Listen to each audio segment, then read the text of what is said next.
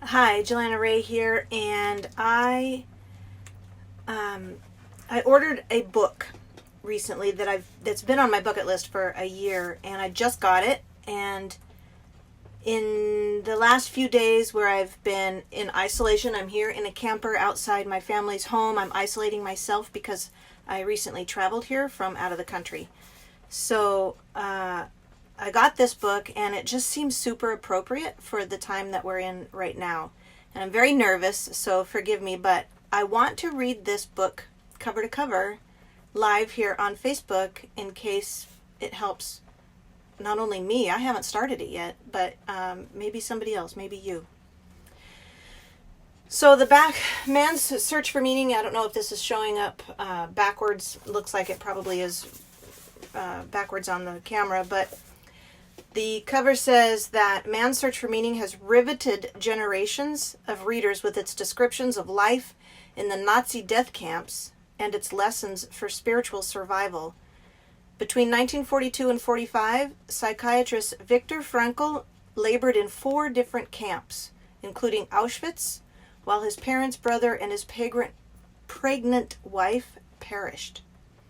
Based on his own experience and the stories of his many patients, Frankl argues that we cannot avoid suffering, but we can choose how to cope with it, find meaning in it, and move forward with renewed purpose.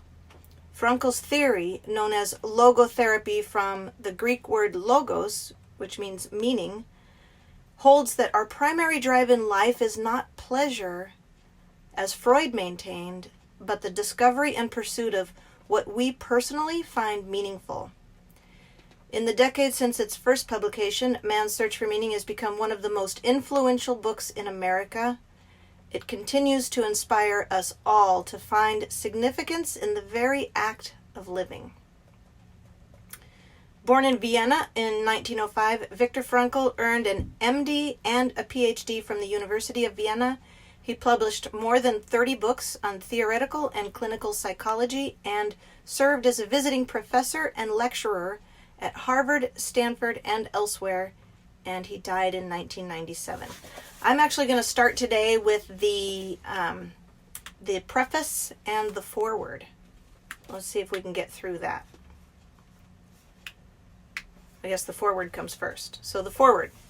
Viktor Frankl's Man's Search for Meaning is one of the great books of our time. Typically, if a book has one passage, one idea, with the power to change a person's life, that alone justifies reading it, rereading it, and finding room for it on one's shelves. This book has several such passages. It is, first of all, a book about survival. Like so many German and East European Jews who thought themselves secure in the 1930s, Frankl was cast into the Nazi network of concentration and extermination camps. Miraculously, he survived. In the biblical phrase, a brand plucked from the fire. But his account in this book is less about his travails, what he suffered and lost, than it is about the sources of his strength to survive. Several times in the course of the book, Frankl approvingly quotes the words of Nietzsche: "He who has a why to live for can bear almost any how. He who has a why to live for can bear almost any how." He describes poignantly those prisoners who gave up on life, who had lost all hope for a future, and were inevitably the first to die. They died less from lack of food or medicine than from lack of hope, lack of something to live for. By contrast, Frankl himself kept himself alive and kept hope alive by summoning up thoughts of his wife and the prospect of seeing her again, and by dreaming at one point of lecturing after the war about the psychological lessons to be learned from the Auschwitz experience. Clearly, many prisoners who desperately wanted to live did die, some from disease, some in the crematoria. But Frankl's concern is less with the question of why most died than it is with the question of why anyone at all survived. Terrible as it was, his experience in Auschwitz reinforced what was already one of his key ideas. Life is not primarily a quest for pleasure, as Freud believed, or a quest for power, as Alfred Adler taught, but a quest for meaning. The greatest task for any person is to find meaning in his or her life. Frankl saw that 3 possible sources for meaning: in work, doing something significant; in love, caring for another person; and in courage during difficult times. Suffering in and of itself is meaningless. We give our suffering meaning by the way in which we respond to it. At one point, Frankl writes that a person may remain brave, dignified, and unselfish, or in the bitter fight for self-preservation, he may forget his human dignity and become no more than an animal. He concedes that only a few prisoners of the Nazis were able to do the former, but even one such example is sufficient proof that man's inner strength may raise him above his outward fate.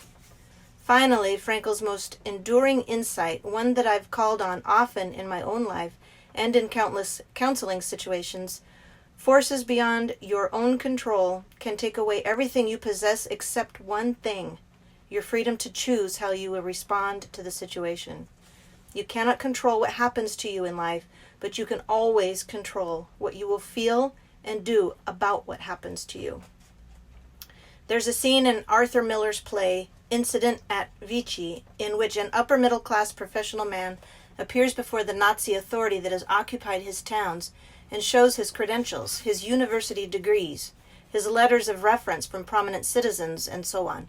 The Nazi asks him, "Is that everything you have?" And the man nods.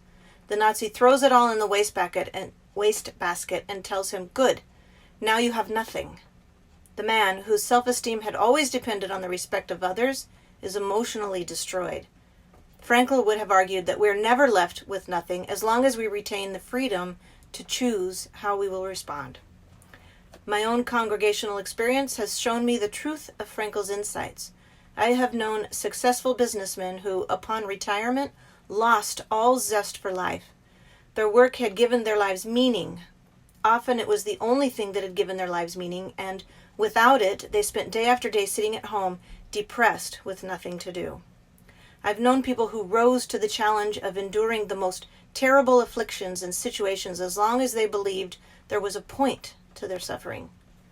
Whether it was a family milestone they wanted to live long enough to share, or the prospect of doctors finding a cure by studying their illness, having a why to live for enabled them to bear the how. And my own experience echoes Frankl's in another way.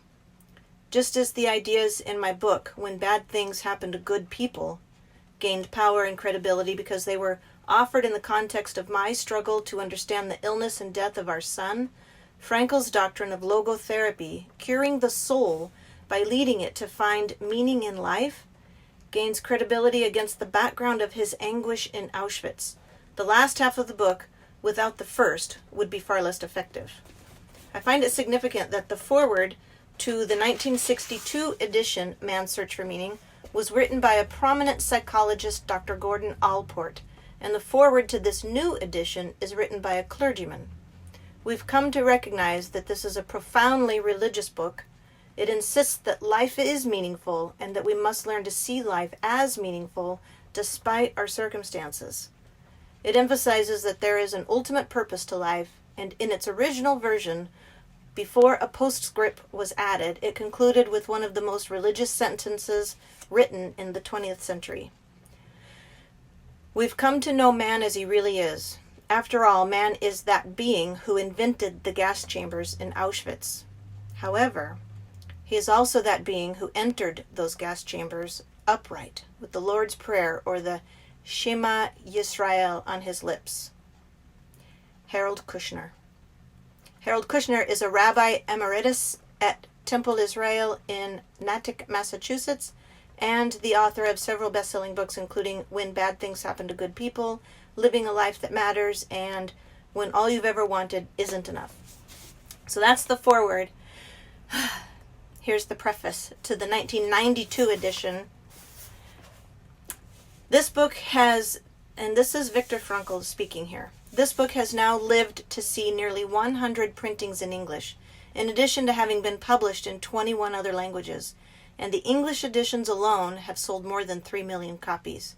These are the dry facts, and they may well be the reason why reporters of American newspapers, and particularly of American TV stations, more often than not start their interviews after listing these facts by exclaiming, Dr. Frankl, your book's become a true bestseller. How do you feel about such a success? Whereupon I react by reporting that in the first place, I do not at all see in the bestseller status of my book an achievement, an accomplishment on my part, but rather an expression of the misery of our time.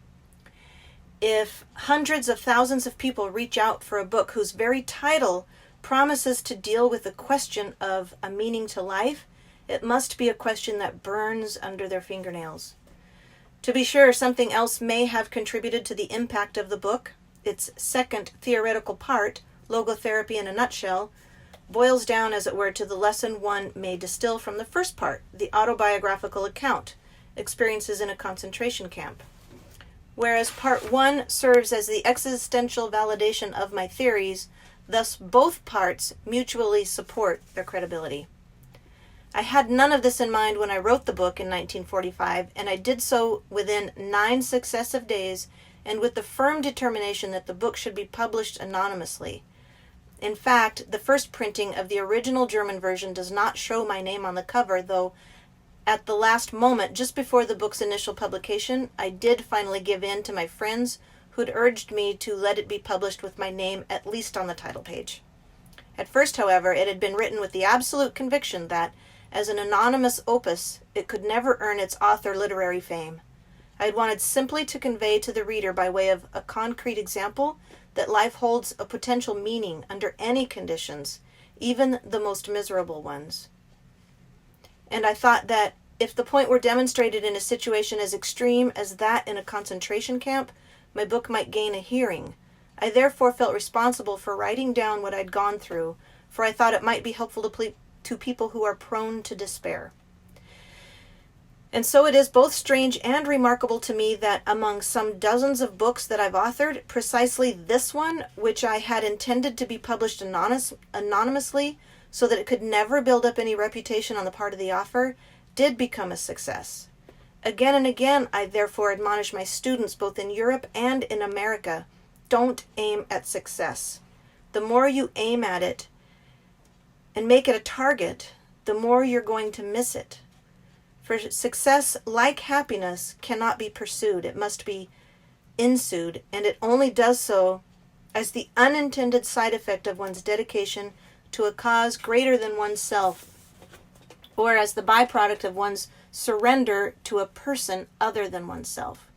Happiness must happen, and the same holds for success. You have to just let it happen by not caring about it. I want you to listen to what your conscience commands you to do and go on to carry it out to the best of your knowledge. Then you will live to see that in the long run, I say, success will follow you precisely because you had forgotten to think of it.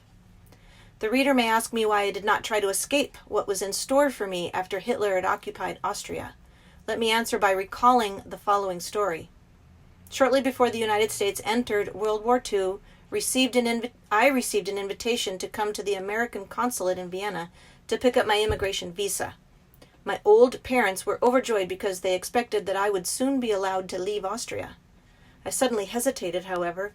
The question beset me. Could I really afford to leave my parents alone to face their fate, to be sent sooner or later to a concentration camp or even to a so-called extermination camp?